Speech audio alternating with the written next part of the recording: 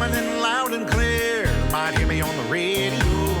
Breaker 19. Anybody got their ears? Hey guys, it's Eric, owner of Farpoint Farms here in the mountains of North Carolina. Tonight, I figured it was time to wrap up part 2 of the $10 antenna tower build, and it's done. It didn't take a whole lot of effort, a whole lot of trouble. Nothing like the 45-foot tower that I built, which was heavy and complex to set up and take down and all the rest.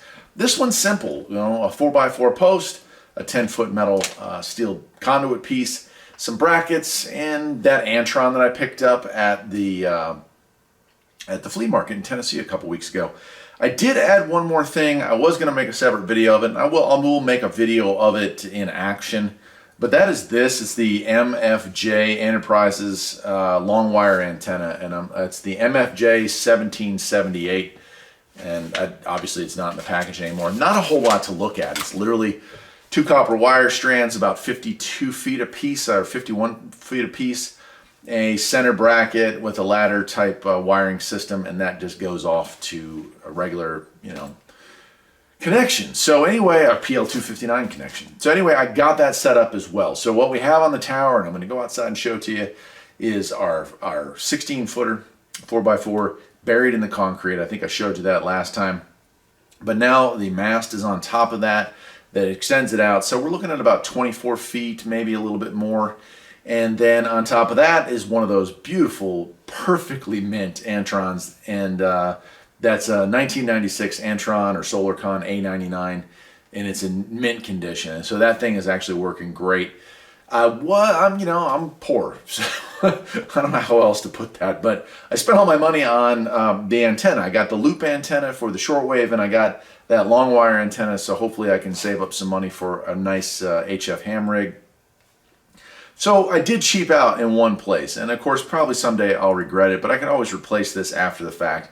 I got RG8 and RG8U or RG8X cabling instead of RG213 or LMR 400. So a little thinner cable allows a little bit of loss, but honestly, it's just a 50-foot run, so I'm not too concerned about it. And so far, it seems to be working fine. So I ran that from the tower to the house, got it hooked up. Actually, brought this one back outside for a little while. This is what Dallas sent me, the RCI 2970. I've been playing with it out here. And I've got the Radio Shack TR495, I think it is, the 493 or 495, which is just a 40-channel bass in there right now. And I think what I'm going to do is end up putting my old Uniden Grant LT, which is, if you've been watching my channel since the beginning, that used to be my base station. I upgraded to that right there, that Uniden 980, maybe 2 or 3 years ago, but I never got rid of the other one. It's something I've owned since new. It's in mint shape, and I thought, well, that'd make a good sideband, you know, bass rig for inside the house. And so I might bring that in there as well and set it up. But I've got the shortwave receiver, and I've got the shortwave on an A/B switch, so I can switch between the loop antenna, and I can switch between that and this new long wire antenna. So it's pretty cool. But enough talking. Let's go outside and take a look at this thing. Well, here it is. Check it out in all its glory. I think it came out really nice for a very, very inexpensive project. And what you're seeing here is it's 4x4x16. It's about 3 foot in the ground.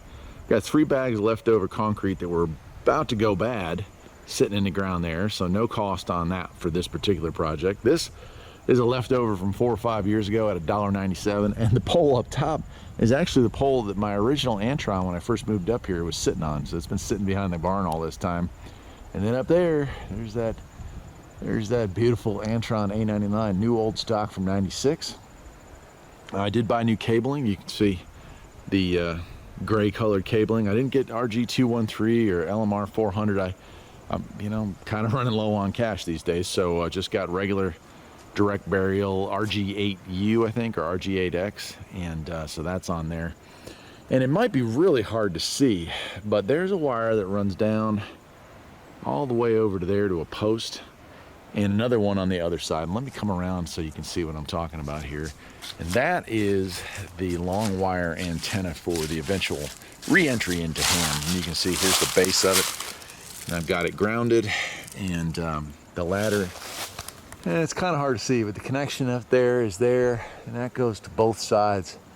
So 102 feet of wire going there. Might be able to see it as I come across here. Yeah, you can see the green post down there anyway, right? Hopefully. So got it in before the freeze. Got a nice ground rod here, and so both the Antron and the long wire antenna are grounded, and they just link it up, and they're down into that. That's a good long stake there. Managed to bury both of these, this one and the other one, so you can see it on the side there. So they're doing pretty good, and I got it set up. So the Antron's working awesome. I have been making use of the long wire antenna with a shortwave setup, and I'll tell you, interesting. I got that MLA 30, the loop antenna. So I've been doing some interesting side-by-side comparisons as far as like reception and noise floor and stuff like that. And surprising, I'm very surprised, the reception on that teeny little loop antenna is equal to or greater than the long wire antenna in almost every setting, and that is crazy to me. So look forward to some follow-up videos on that. I'll do some range testing with both the Antron antenna and the long wire antenna, and of course I've still got the loop antenna I want to show off to y'all. There it is. You can see how I just used hose like U-clamps and drilled 2 holes and put 2 screws to hold it all in place, but that's what's supporting it. The mast itself is freestanding.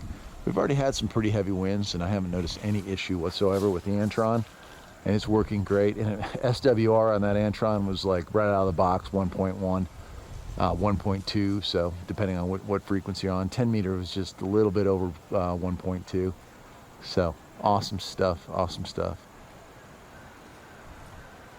Anyway, that'll do it for today. This has been part 2 of the $10 another antenna tower build, and I think for the price we're looking at about 24 25 feet in the air, and you can't beat it for less than 10 bucks.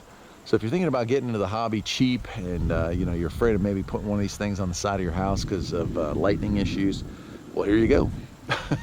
About the only thing I actually bought for this particular project, other than the wiring, was the ground wire and the ground rod. I was out of ground rods. I had bought like a dozen ground rods when Radio Shack went out of business, but those all got used up. Anyway, I'll see you next time. Take care.